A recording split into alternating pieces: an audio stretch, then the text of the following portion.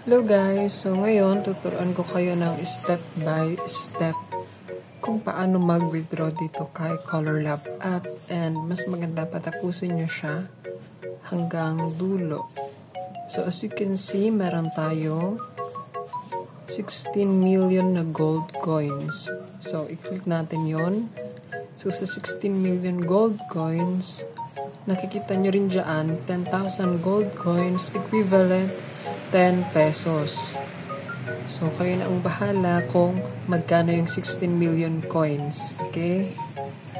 So, pipili tayo dito kung saan yung gusto natin, Lazada or GCash. Of course, piliin natin yung GCash. And, pindutin natin yung withdraw all. Dito ilalagay natin yung information natin. Make sure na tama yung ilalagay mong information.